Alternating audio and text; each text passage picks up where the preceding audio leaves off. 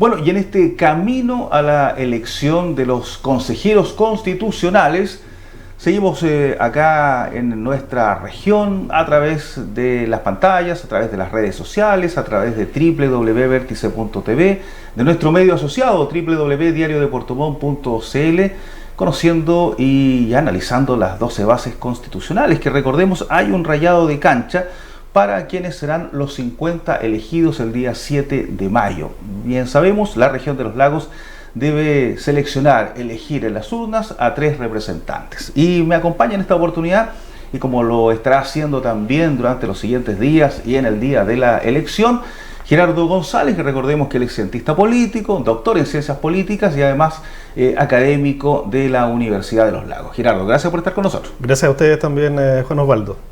Y nuestro invitado es Juan Luis Ossa, que es candidato precisamente independiente por Renovación Nacional a uno de estos escaños. Juan Luis, gracias por estar acá. ¿Qué tal, Juan Osvaldo? ¿Qué tal, Gerardo? Muchas gracias por el... Bueno, yo quiero invitarlos a ustedes también a que vayamos conociendo y hemos tenido también algún apoyo gráfico durante las también días previos en lo que son estas 12 bases que no todo el mundo las tiene claras. Por ejemplo, Chile es una república democrática cuya soberanía reside en el pueblo. Bueno, es parte también de lo que es esta declaratoria. El Estado de Chile es unitario y descentralizado. Y aquí me quiero detener, porque recordemos que en el proceso anterior se habló de un Estado plurinacional, que generó bastante discusión pública. Juan Luis, ¿cuál es tu opinión de aquello y justamente de esta declaratoria, que es el rayado de cancha básicamente que ustedes tienen?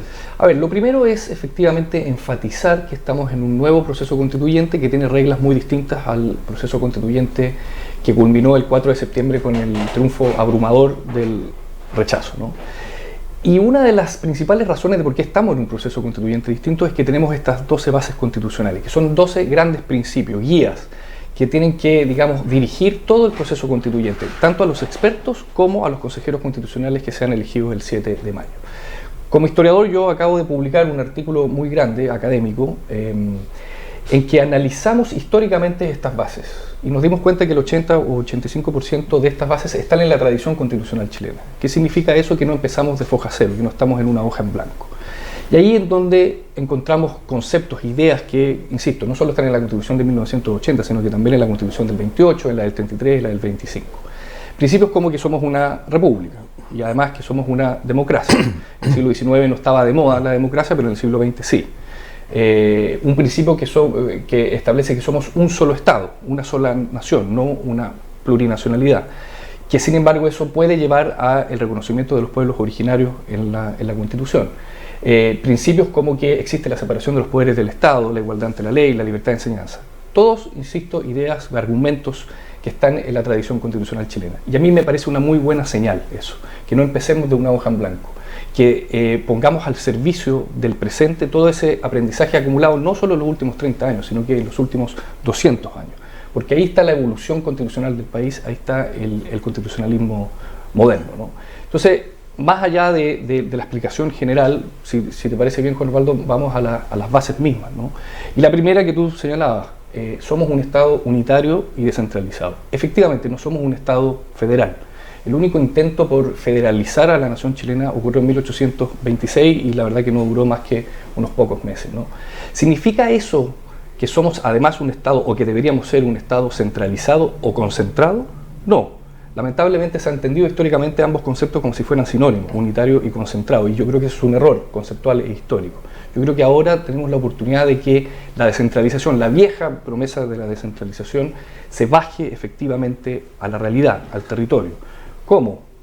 Entregándole más facultades a nuestros gobernadores regionales, a nuestros alcaldes, a nuestros concejales, logrando que hayan mayores recursos en la región, que las empresas que producen dentro tributen dentro, que hayan mayores espacios de fiscalización, etcétera, ¿no?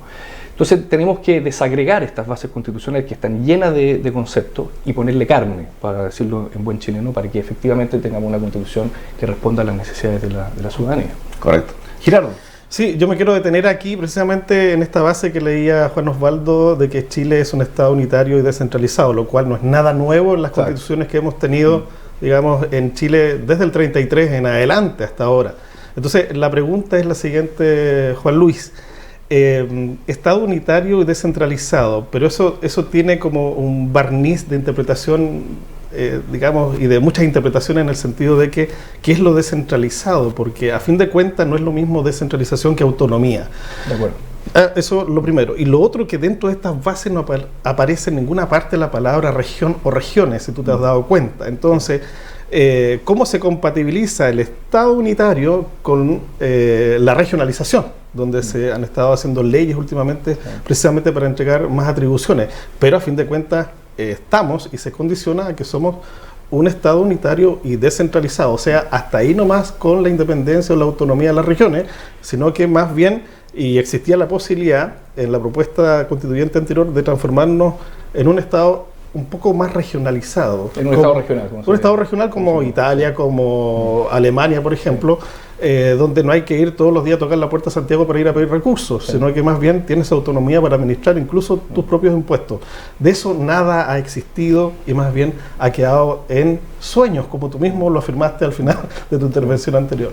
Bueno, yo creo que aquí hay varios conceptos que tú utilizaste, Gerardo, que yo creo que hay que diferenciar. A ver, lo primero, han habido dos grandes procesos de regionalización en la historia de Chile. Hace 100 años, llevado a cabo por Ibáñez del Campo, y durante los 70 y los 80 en la regionalización que todos conocemos. Y en ambos casos, los procesos, la verdad es que terminaron centralizando el poder más que descentralizándose. Y por lo tanto, es efectivo que es una promesa incumplida, la idea de que no hemos tenido una descentralización de tomo y lomo, ¿no? Sin embargo, yo creo que hay que diferenciar muy bien los conceptos entre autonomía e independencia. No son lo mismo, no significan lo mismo. Y uno puede tener autonomía sin que por ello declaremos o decretemos la independencia, en este caso, de una región o de un Estado. Entonces, se puede tener autonomía, por ejemplo, para decidir autónomamente en qué gastar tus recursos sin, insisto, tú declarar un Estado independiente. Me parece que durante la Convención Constitucional pasada, la declaración de la plurinacionalidad se encaminaba un paso más allá de la autonomía, iba camino a la independencia, ¿sí? Porque en realidad lo que se quería era evitar la declaración de que el Estado de Chile fuera uno e indivisible, es decir, unitario. Porque habían sectores en la Convención Constitucional que lo que quisieran era más bien decretar el federalismo, ¿no? Y lo hicieron no con esa palabra, sino que con la declaración de que era un Estado regional lo que se estaba construyendo. Paradójicamente, sin embargo, el Estado regional en muchos aspectos centralizaba mucho más el poder de lo que hoy existe incluso. ¿De qué manera?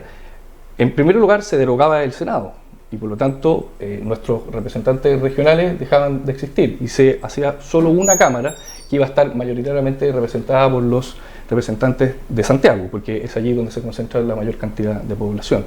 Se nos aseguraba además que ciertas regiones iban a poder, incurrir en una deuda, incurrir en deuda y eventualmente incluso cobrar sus propios impuestos. Pero eso en realidad lo que iba a generar era un gran caos en el presupuesto, porque en vez de tener el control sobre el presupuesto que lo tiene el ministro de Hacienda, 155 personas o incluso más, los gobernadores regionales, iban a empezar a pelear el presupuesto entre ellos, ¿no? Claro, si me permites, Juan Osvaldo, disculpa. Solo para terminar.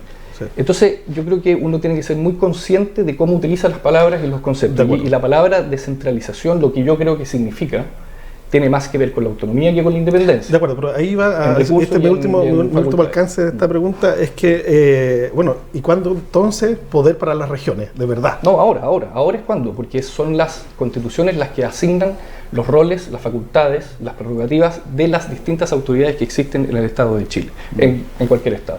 Entonces ahora cuando se le asigna al gobernador regional las prerrogativas que hoy no tiene, porque bien sabemos que el gobernador Patricio Vallespín choca constantemente con la delegada presidencial. Ahora, la mayoría de las autonomías también pasa por recursos. Eso es que eso a mí me parece absolutamente claro. Una cosa son las leyes, sí, efectivamente las atribuciones, pero todo funciona con recursos. Así es. Porque si yo puedo entregarle muchas atribuciones a las regiones, pero sigo dependiendo de los ministerios y tengo que ir a postular a Santiago los recursos, porque son sectoriales principalmente, porque el FNDR, por ejemplo, aquí más o menos es el presupuesto que tiene, e incluso menos que el que tiene Puerto Montt como comuna. Claro. Si uno suma todo el presupuesto de Puerto Montt, es más que una región. Entonces eso parece absolutamente ilógico, porque la mayoría de los presupuestos de decisión están a través todavía de los ministerios. Entonces, ¿cómo se hace en la vía de los impuestos? Para mi gusto, la primera y esencial vía es la vía de los impuestos, es decir, que las empresas locales tributen localmente, o que al menos parte de esa tributación se quede en la región. Lo importante, sin embargo, es lograr que las facultades de los gobernadores regionales sean más altas, sean más explícitas, pero sobre todo diferenciar entre lo que hace un gobernador regional de lo que hace un ex intendente como es el delegado presidencial. Yo creo que la pregunta está, ¿qué va a pasar con la seguridad pública? ¿Se va a hacer cargo el gobernador regional de la seguridad pública? Eso es una pregunta que está bien. ¿Y en lo personal a ti Yo creo que es muy difícil, y esto lo he conversado con el gobernador Vallespín, que los gobernadores tengan suficiente poder, suficientes recursos como para además hacerse cargo de los carabineros localmente, ¿no? Yo creo que además organizar una policía local o regional sería un despropósito en este momento. Lo que sí puede haber es una relación mucho más dinámica, más directa con Interior, a través del delegado presidencial, en la prevención del delito, que es donde al menos el gobernador Vallespín ha estado poniendo la falda. Claro, pero ahí tengo una distinción, que no podemos mirar todo esto en la personalización de un cargo que ocupa alguien, digamos, transitoriamente, sino que más allá, en la región, en el territorio, y sobre todo en una instancia que es el Consejo Regional, que debiese estar más empoderado a tipo de Cámara Provincial, que hoy día más bien es como una especie digamos, de personas que toman decisiones de proyectos, como decía Juan Osvaldo, que ya vienen acotados y que lo tienen que aprobar sí o sí, si no, no se hacen esos proyectos que incluso tienen arrastre. Entonces, a lo mejor hay que potenciar más la figura del Consejo Regional como ente decisional y representativo del territorio, que también compatibilizarlo con el cargo de la autoridad regional superior. A ver, aquí hay dos cosas. Me parece que tú eres partidario de que se parlamentarizara la toma de decisiones en las regiones. Más poder local. Por eso, pero es que yo tengo el mismo afán, ¿no? Pero me parece que lo tuyo se parece más al texto que se rechazó el 4 de septiembre de lo que plantea esta base y de lo que yo al menos he planteado. Y lo digo por lo siguiente, porque me parece que parlamentarizar, es decir, hacer del CORE una suerte de diputados regionales, a mi manera de ver, no es una buena idea. No, Juan Luis, disculpa, no es en ninguna parte parlamentarizar, sino que más bien más atribuciones. Pero si es que yo estoy de acuerdo con esas atribuciones. La pregunta es cómo le vamos a entregar esas atribuciones. ¿O qué tipo de atribuciones? ¿Qué tipo de atribuciones? Claro. Y más aún, qué recursos les vamos a entregar y cuáles van a ser los procesos de fiscalización para que ese CORE o la autoridad regional que estimemos conveniente van a llevar a cabo su claro, porque diga los CORES... Lo que está en juego acá es si queremos o no un Estado regional. Claro. Se rechazó el Estado regional el 4 de septiembre. Lo que debemos plantearle ahora a la ciudadanía es cómo hacemos una descentralización inteligente y eficaz. No a través, creo, de la independencia de los Estados o la independencia de las regiones. Sí, claro. Ahí solamente como complemento, los CORES habitualmente, la mayoría de sus decisiones pasan por aprobar los recursos de una posta, que obviamente escuela. No basta eso. Exactamente. Yo creo que pero los temas grandes, la verdad, que no tienen mucho espacio ahí de decisional, porque todavía no existen esas atribuciones en la región, ni siquiera para los gobernadores. Vamos a otra de las bases. Chile es un Estado social y democrático de derecho, cuya finalidad es promover el bien común. Parece de perogrullo, pero está así porque no todos consideran que debería ser así. Este reconoce derechos y libertades fundamentales y promueve el desarrollo progresivo de los derechos sociales, con sujeción al principio de responsabilidad fiscal, importante palabra, responsabilidad fiscal, y a través de instituciones estatales y privadas. También se consagra aquello de la participación de los privados en lo que significan los derechos sociales. Así es. Efectivamente yo diría que una de las bases más importantes por el debate que ha generado, ¿no? Y muchas veces nos quedamos con solo una parte de la base. Chile es un Estado social y democrático de derecho. Hay muchas personas que solo se quedan con esa declaración, pero en realidad lo que importa es definir qué entendemos por Estado social y democrático de derecho, obviamente, pero al mismo tiempo todo lo otro que tú leíste, que los derechos sociales que se garanticen, habrá que discutir cuáles son esos derechos sociales, se harán progresivamente, no de la noche a la mañana, y siempre sujeto al principio de responsabilidad fiscal. En otras palabras, eso significa que no se puede gastar más de lo que se tiene. Y además se establece, así como se hace en Alemania, que en el Estado Social y Democrático de Derecho pueden participar reparticiones públicas o estatales, pero también el mundo privado que haga bien la pega, ¿no? Y a mí me parece que es la forma de entender cómo históricamente ha funcionado, sin el nombre, la relación público-privada, estoy hablando desde el siglo XIX en adelante, ¿no? Esto es nuevo en cuanto a que nunca ha habido una declaración así en una constitución, pero en la práctica sí ha existido una alianza público-privada, por ejemplo, en educación. más del 70% de los niños hoy se educan en un colegio particular subvencionado. Eso es porque el Estado siempre ha entendido que no es capaz de educar a todos los niños y obviamente el mercado tampoco lo puede hacer por sí solo. Aquí hay una discusión y quizás podríamos... Pero ahí, Juan Luis, hay una diferencia. Probablemente en la educación, y me acuerdo de la reforma que trató de implementar Michelle Bachelet, quienes más se opusieron fueron los propios padres de los colegios particulares subvencionados. Lo que pasa es que luego tú vienes a la pregunta sobre qué entendemos por libertad de enseñanza, claro, que está en otra de las bases, ¿no? Claro, pero haciendo el paralelo con las instituciones privadas de salud, por ejemplo, donde sí hay mucho cuestionamiento, y las instituciones, obviamente, administradoras de fondos de pensiones, que son las AFP. Ahí sí la diferencia es que nadie está conforme, digamos. Ni el que nadie está conforme de que todo esté en manos del Estado, como nadie está conforme de que todo esté en manos de los privados, en ambos casos. Entonces, me parece. Tu planteamiento, porque ¿qué diferencia hay en esta base con lo que está ocurriendo en la actualidad? Mi planteamiento es el siguiente. Si vamos a decretar que el Estado de Chile será social y democrático de derecho, tenemos que definir muy bien quiénes van a prestar esos bienes y servicios sociales, ¿sí? Porque yo creo que hay muchos particulares que tienen un rol público, que lo público no es sinónimo excluyente de lo estatal, ¿sí?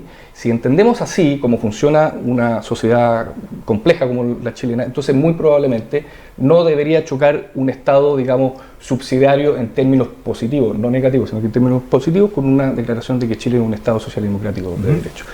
Positivo en cuanto a que interviene. Negativo es aquel Estado que se abstiene. Yo no creo en un Estado subsidiario negativo, yo creo en un Estado subsidiario positivo y que perfectamente puede... Por lo tanto, ¿qué instituciones privadas en el mundo de los derechos sociales tú mantendrías? En educación, sin duda, porque además lo establece la base número 9, existirá la ley, la libertad de enseñanza y además el derecho y deber preferente de los padres a educar a sus hijos según ellos estimen conveniente. Eso significa que los colegios particulares subvencionados no deberían desaparecer ni tienen por qué desaparecer.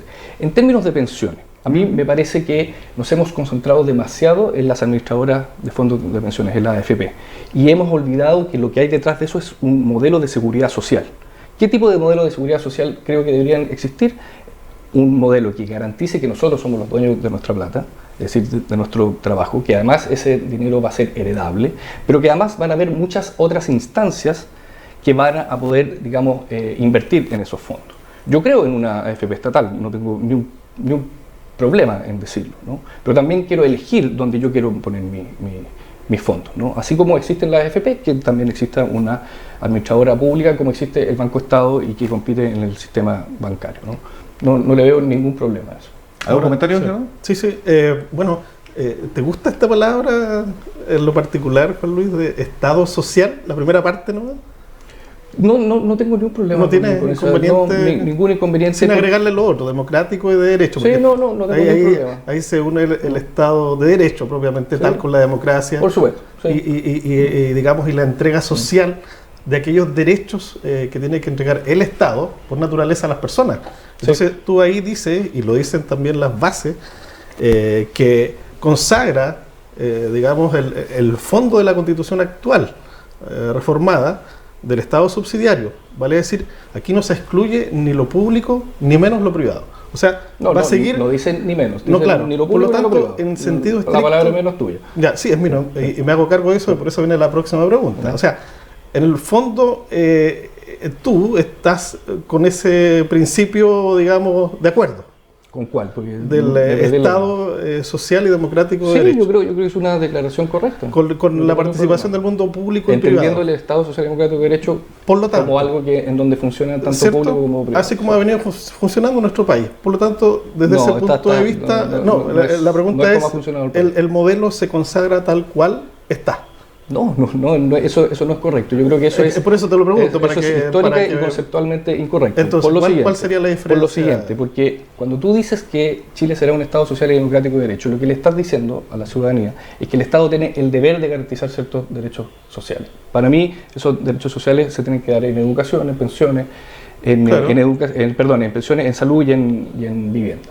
Pero además le estás diciendo que entiendes por Estado social y democrático una alianza público-privada, que es una cuestión que no existe desde la dictadura hasta acá. Eso no es cierto. Pero hoy día tú tienes en el mercado... Sí, pero ha existido desde siempre. Entonces, de bienes públicos, yo creo que digamos, bajar la discusión a los últimos 30 años es perder de vista la historia política y económica del país, Es que el ha modelo funcionado siempre. Juan Luis, ¿no? disculpa, Así. el modelo funciona así. ¿Qué es el modelo? El modelo ¿Qué es nuestro, el modelo económico.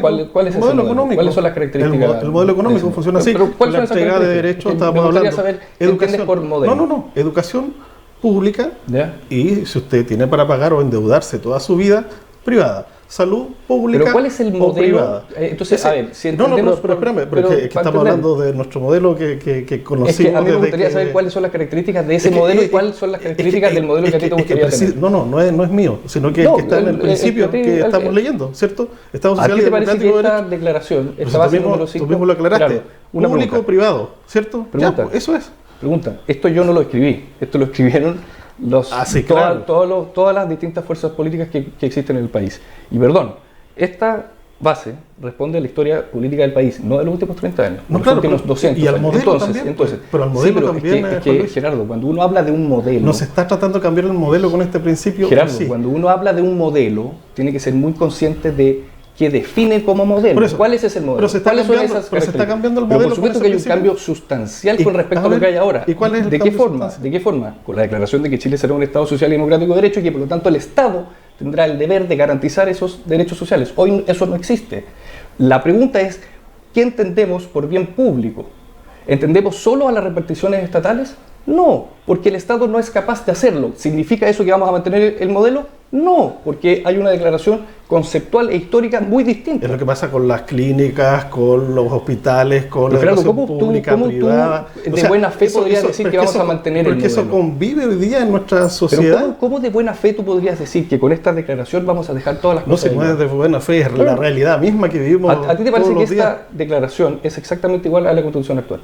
No, de no he dicho verdad? eso. No. No, Lo pero que- es que como dices que el modelo... No, es que cuando tú dices, no, aquí tiene que la prestación de servicios. De bienes y servicios sociales, por supuesto exacto. que tienen que estar en manos de aquellos que hagan mejor la pega, pues es lógico eso, ¿no? ¿No te parece que eso es lo que quiere la mayor cantidad sí, de yo la lo tengo ciudadanía? claro, yo lo tengo claro, sí. Bueno, estamos conversando, está sabrosa la conversación sin duda con Juan Luis Ossa, candidato a consejero constitucional aquí en la región de Los Lagos, y estamos analizando junto a Gerardo González, profesor de Ciencias Políticas de la Universidad de Los Lagos, las bases, también este rayado de cancha, las bases constitucionales que tienen estas 50 personas que elegiremos el día 7 de mayo. Y antes ya de entrar un poco a cómo ha sido esta campaña, que sabemos que es bastante extensa, a propósito lo he nombrado bastante, la base 9. Chile protege y garantiza derechos y libertades fundamentales, tales como el derecho a la vida, la igualdad ante la ley, el derecho de propiedad en sus diversas manifestaciones, la libertad de conciencia y de culto, el interés superior de los niños, niñas y adolescentes, la libertad de enseñanza, que más de alguna oportunidad ya la hemos mencionado durante el programa, y el derecho de ver preferente de las familias de escoger la educación de sus hijos, entre otros. ¿Cuál de estas bases o de estos principios a ti sientes que se podría haber corregido un poco más, o estás de acuerdo 100% con todas? Yo estoy ¿O bastante le de agregado acuerdo- alguna yo palabra estoy- más, digamos? Yo estoy bastante de acuerdo con dos cuestiones. En primer lugar, que una constitución efectivamente garantice derechos y libertades. Eso está en el constitucionalismo, digamos, histórico, ¿no? Pero al mismo tiempo creo que además esta base recoge lo mejor del constitucionalismo moderno, ¿no? Porque la libertad de enseñanza, la igualdad ante la ley, el derecho a la vida, la libertad de culto y conciencia, el derecho y el deber preferente de los padres a educar a sus hijos son cuestiones, otra vez, que están en la historia política de Chile. Por supuesto que ahora habrá que bajarlas, esos principios, esas bases, para que respondan a las necesidades y urgencias del siglo XXI, eso no cabe ninguna duda. Pero a mí me parecería que decir, por ejemplo, que Chile es un Estado católico, simplemente no estaría respondiendo a las urgencias o a las necesidades o a las demandas actuales. Decir que el Estado de Chile es laico y que permite la libertad de conciencia me parece sumamente razonable, ¿no? Yo creo que uno de los grandes errores que cometió la Convención Constitucional pasada fue, por ejemplo, constitucionalizar el derecho al aborto. No hay ninguna constitución en el mundo que lo haya hecho. Por lo tanto, esta declaración que establece que se respetará el derecho a la vida va otra vez encaminado a, digamos, responder las demandas del constitucionalismo moderno. Y Entonces, será probablemente parte de las discusiones que habrá dentro de la... por supuesto, la discusión que habrá es qué entendemos por derecho a la vida. Claro. Yo creo que es un error, digamos, formal y de fondo decir que se podrá constitucionalizar el derecho al aborto, porque no tiene nada que ver con una constitución. Eso es una discusión legislativa posterior o anterior, como tú quieras, pero no puede estar en una constitución. Yo creo que estos principios de la base número 9 recogen lo mejor de la tradición judeo-cristiana, que esto es la modernidad, ¿no? ¿Quién sino la modernidad inventó la igualdad ante la ley? Antes no existía la igualdad ante la ley, porque habían súbditos, no habían ciudadanos. Bueno, las constituciones en Chile desde el siglo XIX en adelante han establecido que existe la igualdad ante la ley. ¿Cómo vamos a ir en contra de ese principio tan caro para el constitucionalismo? Bueno, y el principio número 10 está justamente en la consagración constitucional de subordinación al poder civil, de la existencia de las Fuerzas Armadas y las Fuerzas de Orden y Seguridad, convención expresa de Carabineros de Chile y de la Policía de Investigaciones de Chile. Ahí no es menor que se nombre explícitamente, porque Chile, recordemos, contextualicemos para quienes son extranjeros, porque en muchos lugares existe una policía que es en ciertos grados civil y en otros grados uniformada, como en Estados Unidos. Existen policías, claro, en países grandes, federales, hay policías regionales o provinciales y policías municipales. Las municipales tienen funciones más que bien con el tránsito, otras de investigación y otras que son de carácter nacional. En Chile existen dos policías nacionales, una uniformada, que es de carácter bastante militar, porque salió del ejército. Los carabineros de Chile, recordemos, en la Guerra del Pacífico eran los carabineros allí que fueron capturados. Sí, pero los carabineros son del gobierno de Ibáñez. No, por cierto, pero me refiero a que dónde nacen. De ahí viene, nacen los carabineros de Yungay. Exactamente, de ahí, exactamente. Sí. Pero el nombre viene de ahí, del origen del ejército, los grados son similares al ejército, etcétera. Y es una policía militar. Algunos han planteado que Carabineros debía mantenerse, pero tener una parte de civilidad y otras, y no tener esta jerarquía de generales, etc. Finalmente, este principio de subordinación, ¿qué le agregarías, qué le quitarías? A ver, es muy importante, en primer lugar, que existan las policías, que se les nombre expresamente en la Constitución, y no solo las policías, sino que también las Fuerzas Armadas. Eso, en primer lugar, después podemos discutir si deben ir o no en un capítulo aparte de la Constitución, porque fue una polémica que se generó hace 3 semanas. Pero también es muy importante que quede establecido que las Fuerzas Armadas y de Orden están subordinadas al Poder Civil, porque eso ha existido siempre en el constitucionalismo chileno al menos, ¿no? Porque efectivamente son los presidentes de la República, en nuestro caso, quienes están por sobre el comandante y jefe y por sobre las fuerzas de turno. Y me parece que ambas cuestiones se pueden combinar de buena manera, y me parece que esta base quedó bien hecha en ese sentido. Lo que nos tenemos que concentrar es por qué además dice que tiene que haber una mención expresa a Carabineros y a la PDI. ¿Por qué? Porque el texto que se rechazó el 4 de septiembre no nombraba expresamente a Carabineros, y cuando lo hacía en realidad lo que quería era refundar las policías. Yo creo que la verdad, considerando el contexto, considerando la inseguridad, digamos, avasalladora que nos ataca todos los días, seguir sosteniendo esa tesis de que es necesario refundar a Carabineros, cuando en realidad lo que necesita Carabineros no es una refundación, sino que más herramientas, más, digamos, contingentes, mayores recursos, es un sinsentido. Así que a mí me parece que... ¿Tú no reformarías Carabineros?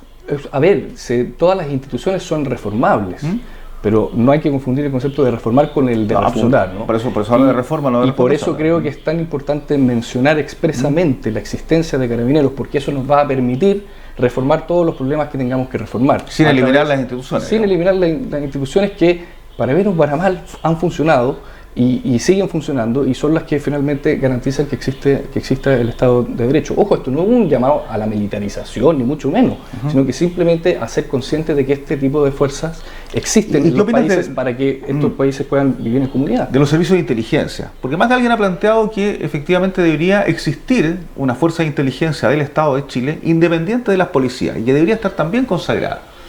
A propósito de que falta más investigación, la ANI dice no se cumple con lo... Alguien decía por ahí que la ANI está en un edificio en el centro de Santiago, que tiene una sola entrada, y falta con que alguien esté todo el día tomando fotos y va a saber quiénes son todos los agentes del ANI, digamos. Sí. Yo creo que no cabe ninguna duda que necesitamos mayor inteligencia. Todavía no sabemos exactamente quién quemó el metro, el 18 o 19 de octubre. Sabemos algunas cosas, y eso obviamente es falta de inteligencia. La pregunta es si tiene que ir consagrado en la Constitución.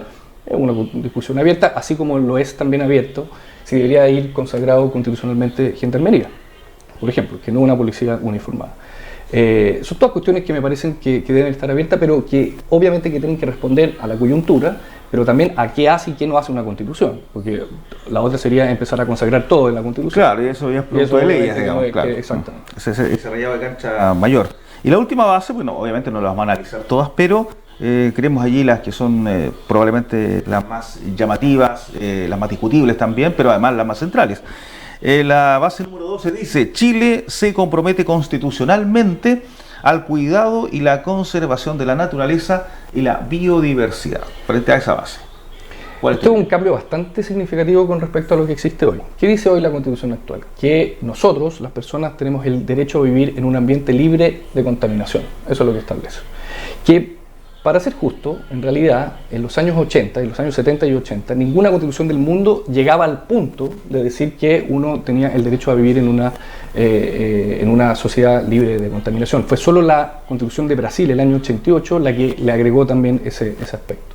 Pero obviamente han pasado 40 años, obviamente hay una conciencia mucho más explícita respecto al cuidado del medio ambiente. Y ojo, aquí lo que se está diciendo es que se consagra constitucionalmente el cuidado y la conservación. Son dos conceptos en uno, ¿no?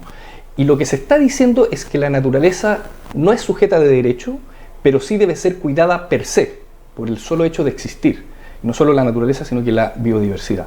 Aquí la pregunta es si además la naturaleza debería tener o no derecho, ¿no? Que fue la discusión que se tuvo en la Constitución, en la constituyente pasada. A mi gusto, no, la naturaleza no es sujeta de derecho, son las personas las que son sujetas de derecho.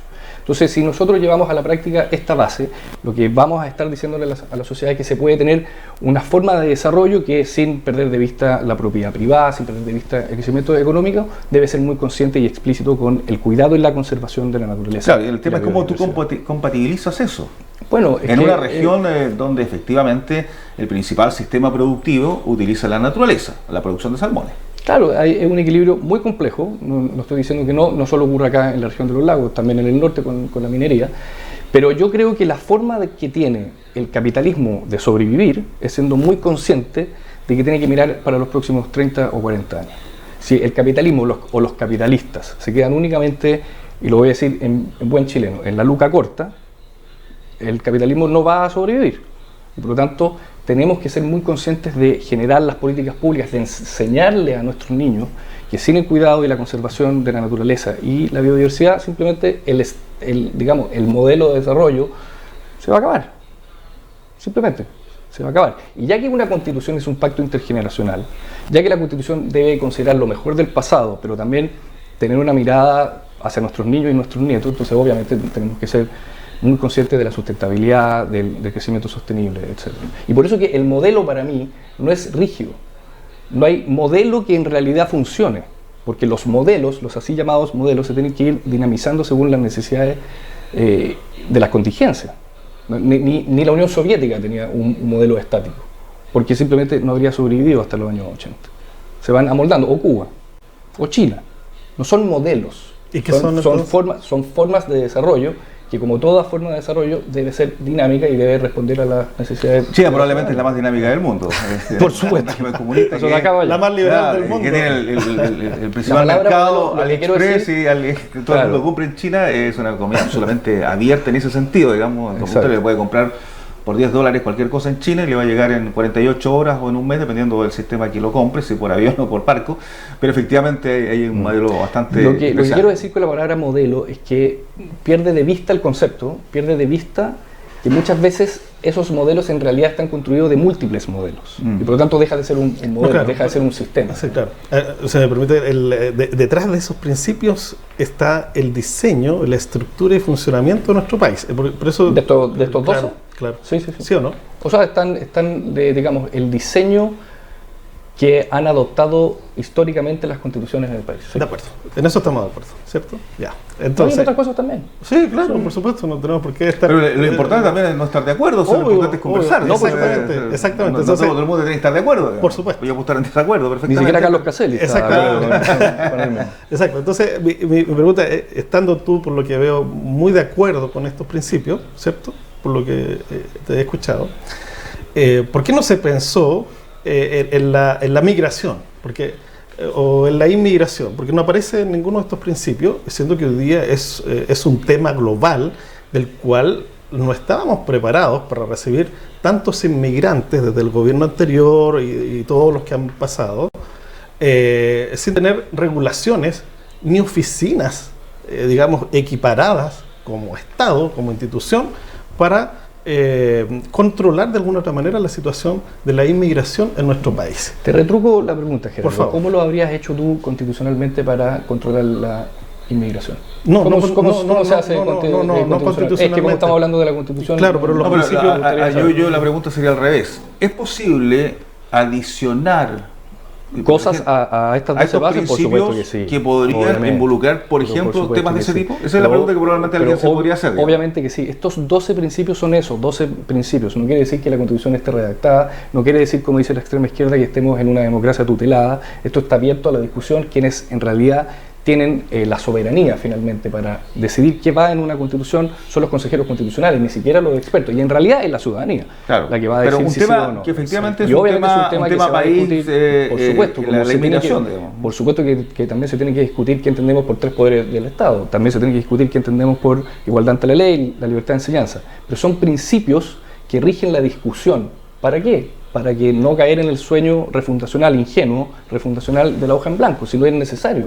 Claro. Porque además en 5 meses tú no vas a diseñar una constitución desde una hoja en blanco. No vas a tener un buen diseño del sistema político, que lo podríamos haber conversado, porque es, a mi manera de ver, el gran tema, ¿no? ¿Qué tipo de sistema político vamos a tener para que este vuelva a ser eficaz y además a generar grados de gobernanza? ¿Te fijas? O sea, y eso es una discusión abierta. Se nos dijo que van a haber 3 poderes del Estado, eso es lo que dicen las bases, pero ahí luego cuáles son las prerrogativas del Poder Legislativo está obviamente sujeto a la discusión constituyente. Claro, algunos plantean, lo que pasa es que aquí hemos discutido fundamentalmente y en el proceso anterior la eliminación del Senado porque se le querían dar otro tipo de atribuciones a otro organismo, y otros han planteado derechamente que Chile debería pasar a un régimen ya no presidencialista, que es la otra gran discusión, porque el presidente de Chile tiene tanto poder, y tal vez porque nos ha gustado siempre aquello. Algunos han planteado desde nuestra historia, los presidentes en Chile han tenido Yo diferenciaría ahí, Juan Osvaldo, entre lo que dice la declaración normativa respecto a cuáles son los roles del presidente, y que efectivamente son muchos, no cabe ninguna duda, de lo que es la práctica, el presidencialismo en Chile. Porque en realidad hay muchos contrapesos que tiene el presidente. En primer lugar, obviamente, el Poder Legislativo y el Poder Judicial, pero también muchas otras, como la Contraloría, el Banco Central, el CERVEL, el TRICEL, el Ministerio Público. Son todos órganos constitucionales autónomos que le ponen freno al poder.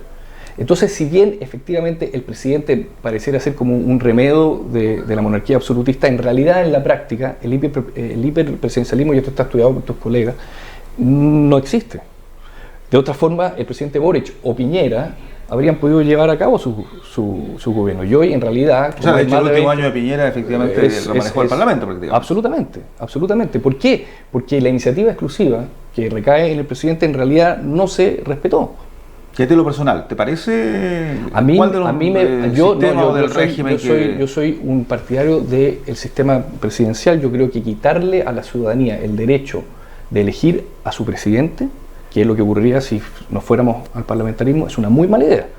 O sea, ¿cómo le vamos a explicar a la ciudadanía que ahora ellos ya no van a elegir al presidente de la República, sino que va a ser un parlamentario que va a elegir por ellos? Yo creo que eso es un error y eso no debería ocurrir. Pero más allá, en cuestiones de fondo, yo soy un presidencialista, pero lo conversábamos fuera de cámara con Gerardo. Creo que esta atomización en el Congreso no nos va a llevar a ningún lado. Tenemos a más de 20 partidos representados hoy en el Congreso. ¿Qué significa eso? Que la eficacia legislativa es muy baja. Claro, pero igual eso lo ha permitido, ¿no? Claro, pero igual eso Juan Luis lo ha permitido. El sistema electoral. Exacto, sí, la ley de partidos y la ley electoral. Sí, lo ha permitido. Por eso que el cambio fundamental... Y que no son leyes de ahora, tú lo sabes muy bien, son leyes que tienen ya su buena data. Por eso que el cambio fundamental, cuando uno analiza el sistema político, en realidad debería concentrarse en el régimen electoral.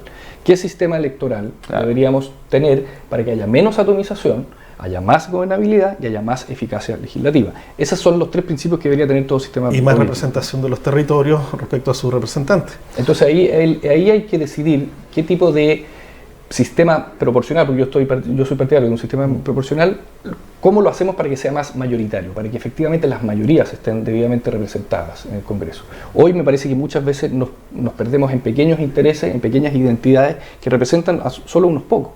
Y ahí entonces la barrera de entrada para ingresar al Congreso es muy importante. Aquellos partidos políticos que nacionalmente no consigan el 5% simplemente no tienen un escaño.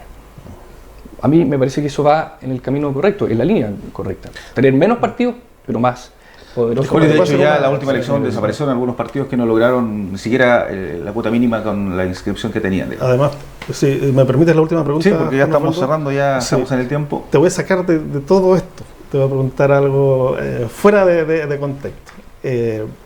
Juan Luis, ¿qué pasaría si se está redactando una nueva constitución donde ustedes están participando para ser consejeros constitucionales?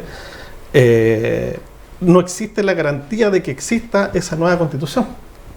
No entiendo. Claro, porque hay un plebiscito de salida. Ah, sí, ya. ¿Cierto? Un segundo plebiscito de salida. No hubo un plebiscito de entrada, porque este fue un acuerdo entre el gobierno y los partidos políticos de todos los colores, pero no se le preguntó a la ciudadanía. Pero sí va a haber un plebiscito de salida, por lo tanto ustedes van a trabajar nuevamente en una propuesta de escriturar una constitución, pero no hay ningún aval de que la ciudadanía lo apruebe y de que exista una nueva constitución. No, por supuesto. Entonces, ninguno. A ver, efectivamente, ¿cómo se responde eso? Puede ocurrir la siguiente paradoja, que los extremos, la extrema izquierda y la extrema derecha, se junten paradójicamente en el rechazo, pero por razones distintas. La extrema izquierda, a mi manera de ver, porque simplemente no le gustan estas bases, no le gusta que haya límites.